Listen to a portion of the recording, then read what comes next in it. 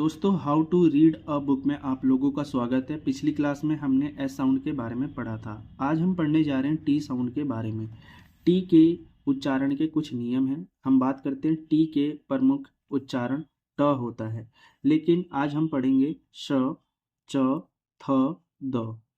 तो बेसिकली हम सबसे पहले ट साउंड के बारे में पढ़ लेते हैं। जैसे टी ई ए क्या बनेगा टी, इसे क्या पढ़ेंगे कैट, इसे डर्टी क्या पढ़ेंगे डर्टी।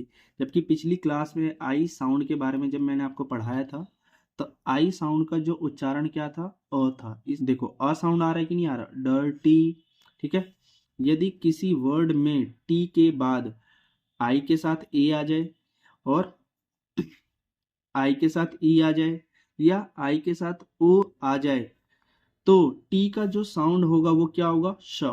क्या होगा श। जैसे हम बात करते P A T I E N T, क्या पढ़ेंगे इसे पेशेंट। क्या पढ़ेंगे पेशेंट। पेशेंट का मतलब होता है मरीज। अभी मैंने आपको बताया था ना आई ई, ये रहा आई ई, क्या पढ़ेंगे श। पेशेंट क्या पढ़ेंगे पेशेंट। इसे क्या पढ़ेंगे रेशो। क्या पढ़ेंगे रेशो। इसे पोर्शन क्या पढ़ेंगे पोर्शन। इसे आप बताओ क्या पढ़ेंगे, तोड़ तोड़ के पढ़ते हैं। प्रोमोशन, अब पूरा मिला के पढ़ो। प्रमोशन क्या पढ़ेंगे प्रमोशन। इसे इनिशियल्स क्या पढ़ेंगे इनिशियल्स। अब यहाँ पे इनिशियल्स का मतलब होता है हस्ताक्षर। क्या होता है हस्ताक्षर।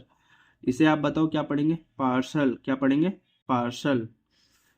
अब हम बात करते हैं दोस्तों, यदि किसी शब्द में एस के आगे टी आई ओ एन आए या टी के आगे यू आर आए तो टी का साउंड क्या होगा च होगा। क्या होगा च। जैसे क्वेश्चन क्या होगा क्वेश्चन, यानी स और च जोड़ेंगे तो क्या आ जाएगा क्वेश्चन।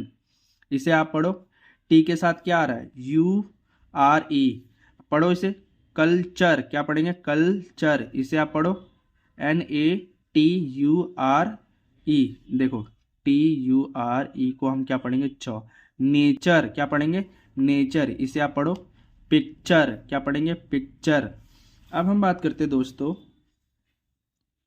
यदि वर्ड में टी के बाद एच आए तो इसकी जो ध्वनि होगी यानी साउंड होगा द थ होगा।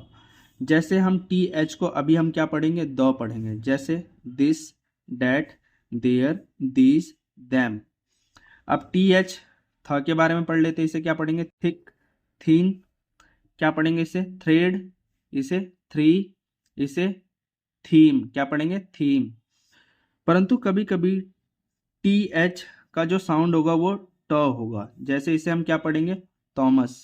लेकिन अधिकांश इस वर्ड का जो यूज होता है वो थॉमस होता है। क्या होता है थॉमस। इसे हम क्या पढ़ेंगे T H M E S, Thames पढ़ेंगे। क्या पढ़ेंगे टैम्स, यानी टैम्स नदी।